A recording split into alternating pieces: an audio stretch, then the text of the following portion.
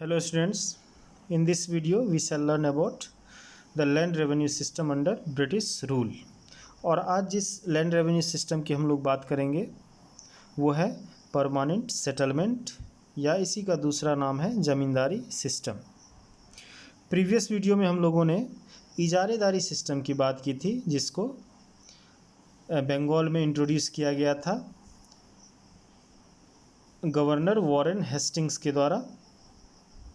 और इसके दो फॉर्म्स थे, इजारेदारी सिस्टम के दो रूप हम लोगों ने देखा था। पहला था 5 ईयर सेटलमेंट और दूसरा था 1 ईयर सेटलमेंट।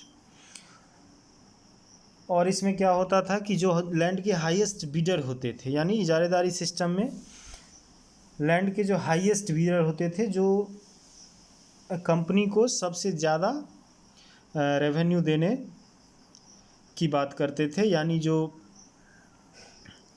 ऑक्शन में सबसे बड़ी बोली लगाते थे ज़मीन की, उसी को ये राइट दे दी जाती थी रेवेन्यू कलेक्शन की। तो शुरुआत में ये 5 सालों के लिए होता था, फिर उसको 1 साल में कन्वर्ट कर दिया गया। इस सिस्टम में किसानों को बहुत सारी समस्याओं का सामना करना पड़ता था। ये जो बीडर होते थे, बोली लगाने वाले होते थे, ये काफ़ी ऊंची बोली ज़मीन का लगाते थे और इसका सीधा असर किसानों पर पड़ता था। ये बीडर्स जो होते थे ये काफ़ी ज़्यादा लैंड टैक्स कलेक्ट करते थे किसानों से, और इसका परिणाम ये हुआ कि किसानों ने धीरे धीरे खेती करना छोड़ दिया। बंगाल में एग्रीकल्चरल प्रोडक्शन पूरी तरह से कोलैप्स होने के कगार पर आ गया। अब अंग्रेज़ों को लगने लगा कि अब ज़रूरत है इस लैंड रेवेन्यू सिस्टम में चेंज लाने की, क्योंकि उसको तो मैक्सिमम रेवेन्यू चाहिए था और कंटिन्यूसली चाहिए था। तो उस ब्रिटिश ईस्ट इंडिया कंपनी ने उस समय के इजारेदारी सिस्टम को दूसरे लैंड रेवेन्यू सिस्टम से रिप्लेस करने का मन बना लिया। और 1793 में 1793 में उस समय के जो बंगाल के गवर्नर जनरल थे लॉर्ड कॉर्नवालिस, इन्होंने एक नया लैंड रेवेन्यू सिस्टम इंट्रोड्यूस किया। उसी को हम लोग परमानेंट सेटलमेंट या ज़मींदारी सिस्टम के नाम से जानते हैं।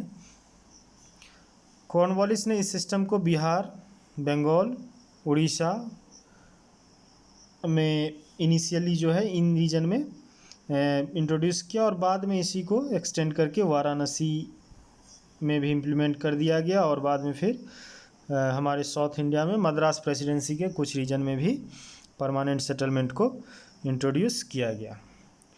तो अब चलिए देख लेते हैं कि permanent settlement of land revenue के टर्म्स एंड कंडीशंस क्या सब थे।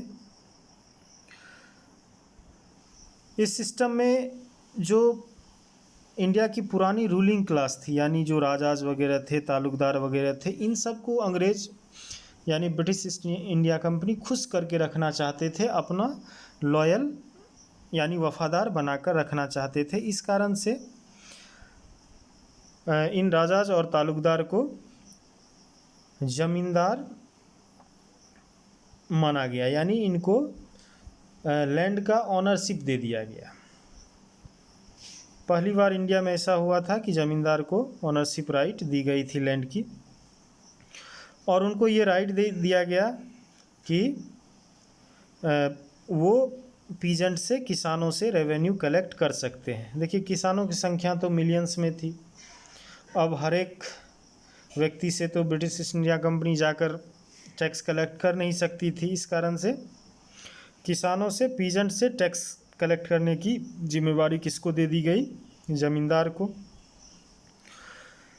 और इस सिस्टम में सबसे खास बात ये थी कि amount of revenue was permanently fixed, यानी रेवेन्यू अमाउंट परमानेंटली फिक्स्ड कर दिया गया। और ज़मींदार को ये जो fixed amount of land revenue है वो एक फ़िक्स डेट को हर एक साल ब्रिटिश ईस्ट इंडिया कंपनी के ट्रेजरी में जाकर जमा करना होता था। यानी फिर से कि लैंड रेवेन्यू परमानेंटली अंग्रेज़ों ने क्या कर दिया? फिक्स्ड कर दिया कि जो भी ये रेवेन्यू अमाउंट होगा उसमें से एक निश्चित भाग जो है ज़मींदारों को कहाँ जाकर जमा करनी है, ब्रिटिश ईस्ट इंडिया कंपनी के पास प्रत्येक साल और एक फिक्स डेट को। यदि कोई ज़मींदार उस डेट को land revenue British east India company के ट्रेजरी में जमा नहीं कर पाता था तो उसकी ज़मींदारी छीन ली जाती थी और वो दूसरे ज़मींदार को ट्रांसफ़र कर दी जाती थी भाया पब्लिक ऑक्शन, यानी बोली लगाकर दूसरे ज़मींदार को दे दी जाती थी। और इस लॉ को बोला जाता था सनसेट लॉ, यानी जिस डेट को लैंड रेवेन्यू जमा करना होता था उस डेट के सूर्यास्त तक हर एक हाल में ज़मींदार को लैंड रेवेन्यू ब्रिटिश ट्रेजरी में जमा करना है, नहीं तो कंपनी क्या करती थी, उसकी ज़मींदारी छीन लेती थी और बोली लगाकर नीलाम कर दिया जाता था, दूसरे ज़मींदार को दे दिया जाता था। एक चीज़ और जान लीजिए, इस ज़मींदारी सिस्टम में यानी परमानेंट सेटलमेंट में जो था ये हेरिडिटरी था, यानी यदि आज किसी ज़मींदार को ज़मींदारी मिली है तो बाद में वही ज़मींदारी उसके बेटे को भी ट्रांसफ़र कर दी जाती थी। और एक चीज़ इसमें ब्रिटिश ईस्ट इंडिया कंपनी ज़मींदार से एक चीज़ और एक्सपेक्ट करती थी कि जो सरप्लस रेवेन्यू होगा, यानी मान लीजिए कि जो किसानों से रेवेन्यू कलेक्ट किया ज़मींदार ने उसमें से तो एक फिक्स अमाउंट देना था कंपनी को, और हर एक साल मान लीजिए किसी साल अच्छी फसल हुई, प्रोडक्शन अच्छा हुआ, तो फिर भी ज़मींदार को उतनी ही रेवेन्यू देनी थी, किसको, ब्रिटिश ईस्ट इंडिया कंपनी को। तो यानी मुनाफा इसमें ज़मींदार का था। तो ब्रिटिश ईस्ट इंडिया कंपनी ज़मींदार से ये एक्सपेक्ट करती थी कि वो अपने बेनिफिट का, मुनाफे का कुछ हिस्सा जो है वो लैंड इम्प्रूवमेंट में खर्च करेगी, जैसे इरिगेशन फैसिलिटीज़ के लिए, प्लोइंग फैसिलिटी यानी हल बैल वगैरह की ज़रूरत होती है किसानों को, वो उपलब्ध कराने के लिए अपने हिस्से के रेवेन्यू में से खर्च करेगी। तो ये British east India company expect करती थी किससे, ज़मींदारों से। तो ये कुछ मुख्य बातें थी लैंड परमानेंट सेटलमेंट से रिलेटेड। अब हम लोग देखेंगे कि परमानेंट सेटलमेंट में प्रॉब्लम्स क्या थी, यानी इस सेटलमेंट के साथ भी कुछ समस्याएं जुड़ी हुई हैं, तो उन समस्याओं को हम लोग देख लेते हैं। तो पहली समस्या ये थी कि अभी हम लोगों ने जो बात की थी कि ब्रिटिशर्स क्या कि ज़मींदार से एक्सपेक्ट करते थे कि वो अपने सरप्लस रेवेन्यू में से कुछ हिस्सा लैंड इम्प्रूवमेंट में खर्च करेगी।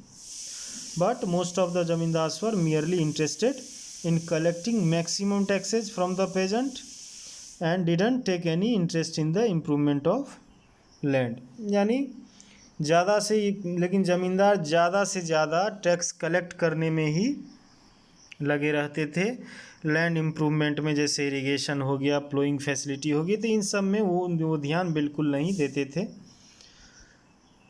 जो दूसरी समस्या थी इस लैंड रेवेन्यू सिस्टम के साथ, वो ये थी कि जैसा कि अभी उस पर हम लोगों ने चर्चा भी किया कि amount of revenue was fixed very है। अंग्रेज़ों ने एक ही बार परमानेंटली फिक्स्ड कर दिया था लैंड रेवेन्यू, लेकिन इन्होंने काफ़ी ज़्यादा बढ़ा चढ़ा कर लैंड रेवेन्यू फिक्स किया था, और बहुत सारे ज़मींदार जो थे वो टाइमली, जैसा कि हम लोग ने सनसेट लॉ बताया कि टाइमली वो रेवेन्यू ब्रिटिश ट्रेजरी में जमा नहीं करवा पाते थे, और इस कारण से उसकी ज़मींदारी चली जाती थी।